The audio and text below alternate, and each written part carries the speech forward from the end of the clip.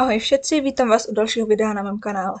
Tentokrát je to opět krátký příběh, tenhle se jmenuje Adventní přání.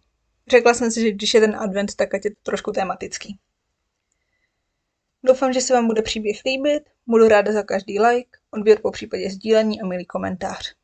Teď už si užijte video. Byla druhá adventní neděle večer a Anička se se svou maminkou chystala do města. Chtěli se trošku projít, podívat se na trhy, prostě si vychutnat chvíli mimo dům. Pojď, Ani, půjdeme se podívat na trhy, řekla maminka, když si brala bundu z věšáku.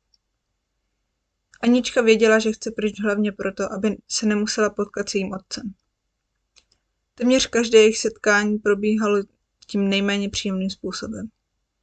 Křičeli na sebe, třískali věcmi. Vůbec dělali všechno proto, aby jeden druhého ještě víc urazili, naštvali a zesměšnili. Anička vždy stála uprostřed toho všeho, ale neřekla nic. Věděla, že by to nikam nevedlo. I když jí bylo teprve 10, velmi dobře si uvědomovala, co se doma děje. Když někam šla jen s tátou, pomlouval její matku, jak jen to šlo. Tvrdil, že ona je ta, co se vždy začne, že ona je příčina jejich věčných hádek. Když byla Anička s mámou, bylo to přesně naopak. Máma jí tvrdila, že za všechno může její otec, pomlouvala ho a házela na ně všechno vinu. Nejhorší to pro Aničku bylo právě v době adventu a Vánoc. To všichni v jejím okolí, spolužáci a učitelé ve škole, paní družinářka, dokonce i lidé na akcích, kam chodili se školou před Vánocemi, kdy byla volnější výuka, prostě všichni jí říkali, jak jsou Vánoce a s nimi spojený advent časem, kdy má být celá rodina pospolu. Pokaždé takovým lidem dala za pravdu, ale o to víc si uvnitř mrzelo a rozsmutnilo, že ona takové Vánoce nemívá. Tak moc si přála, aby byl doma aspoň jedny Vánoce klid, aby byli všichni spolu u jednoho stolu, šťastní, že se vidí. Tak už pospěš, vytrhla jí maminka z myšlenek. Už běžím, zavolala v odpověď a se běhla schody, pod nimiž na ní maminka čekala. Nezapomněla jsi na něco? Optala se maminka. Anička chvíli přemýšlela, když tu jí došlo, že si nevzala čepici a taky, že zapomněla zapnout dveře od bytu. Vyběhla tedy schody zpátky nahoru. O chvilku později už bylo slyšet rachocení klíče ve starém zámku. Anička se běhla až na podestu před vchodové dveře, kde skočila dohromady sněhu nahrnutého ke kraji. Maminka zatím zamkla vchod. Nabrala do dlaně trochu sněhu a hodila ho po Aničce.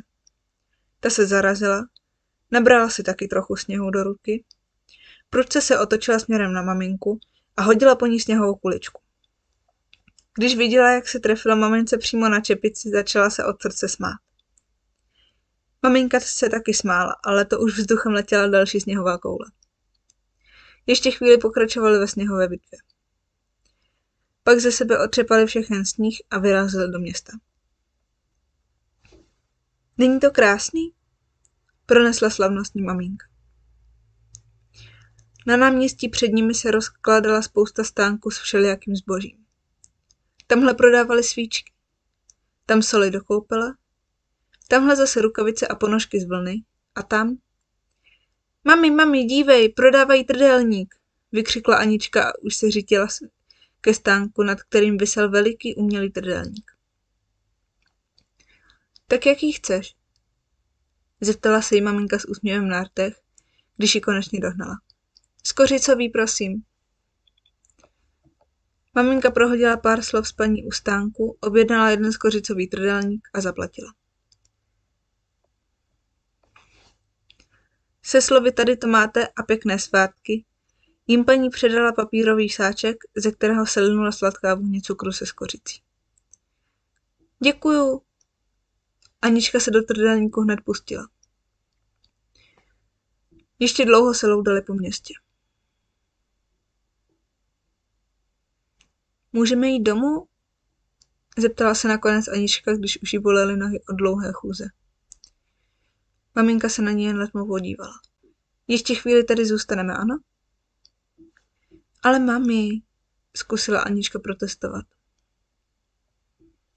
Maminka se podívala na Aničku takovým pohledem, aby jasně pochopila, že nemá nic namítat, ale Anička to nechtěla vzdát tak rychle. Prosím, chci jít domů. Já vím, Ani. Ale tady je líp, nemyslíš? Je tady zima, namítla Anička. Víš, co tam čeká, ne? Maminka už pomalu ztrácela trpělivost. Ten člověk zase bude vymýšlet, proč se mnou hádat.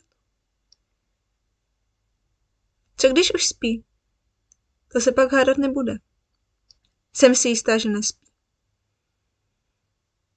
Anička vymýšlela všechno možné pro to, aby se maminka uklidnila a přestala na ní zvyšovat hlas a přitom, aby mohli jít domů.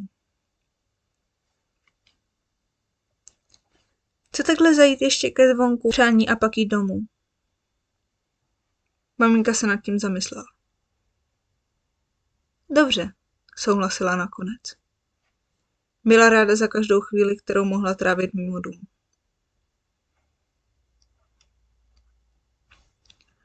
Anička vyšla 3 schodky vedoucí ke zvonku zavěšenému pod dřevěnou stříškou. Od srdce zvonu vedl dlouhý přírodní provázek, na jehož konci byl přivázaný kroužek. Anička se natáhla, chytila ten kroužek a zarazila se. Co si vlastně chci přát? Neměla jediný dobrý nápad. Žádné pěkné přání. Jen změť vzpomínek na všechny hádky jejich rodičů. Nakonec se jí v hlavě vytvořila jen jedna jediná celistvá myšlenka. Vlastně takové přání. Ať je letos na Vánoce klid. A zazvonila na zvonek. Pak se skočila ze schodku a přiběhla za maminkou. Ta konečně svolila, že můžou jít domů. Anička šla hned po tom, co se navečeřili spát. Byla vyčerpaná tím, jak dlouho chodili s maminkou po městě. Chodívali takhle do města skoro každý den i mimo advent a Anička pak nestíhala dělat úkoly do školy.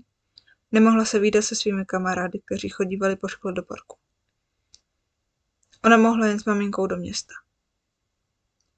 Byla ráda, že s ní může trávit tolik času, ale chtěla být i se svými kamarády.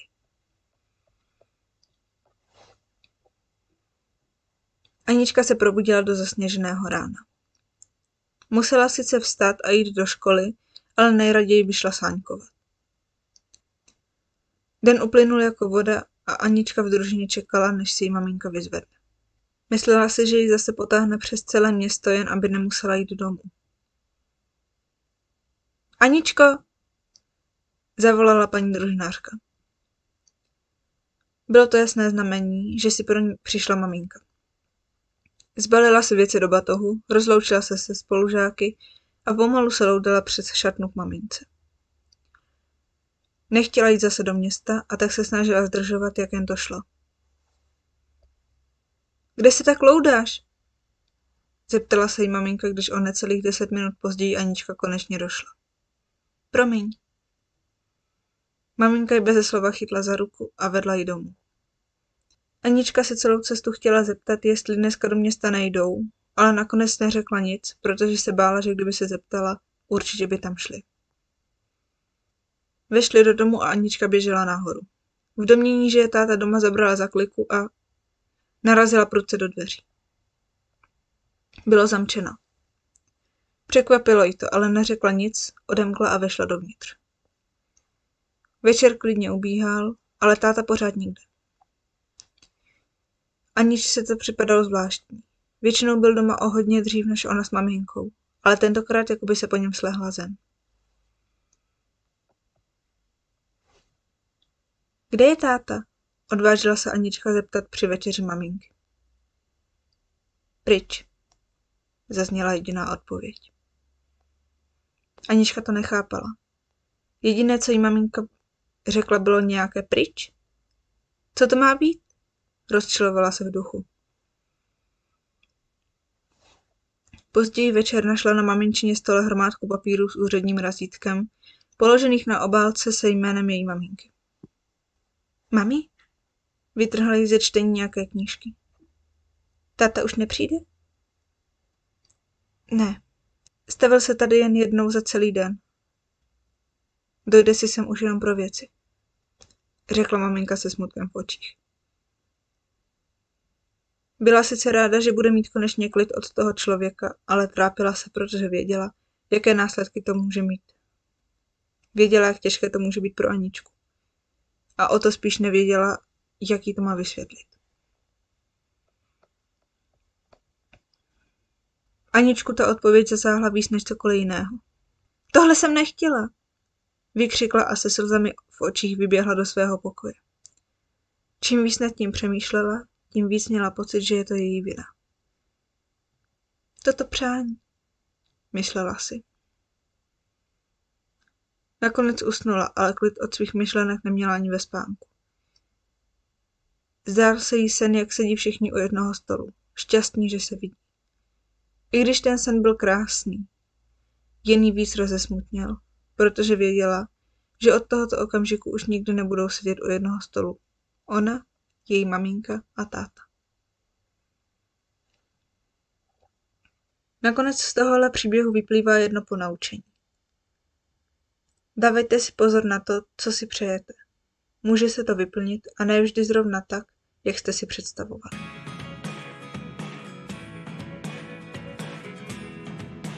Pokud jste příběh doposlouchali až sem, tak vám moc děkuji. Příští příběh vychází na neděli 24., takže na Štědrý den. A bude to podobně jako tenhle příběh tematický. Takže už se na něj můžete těšit.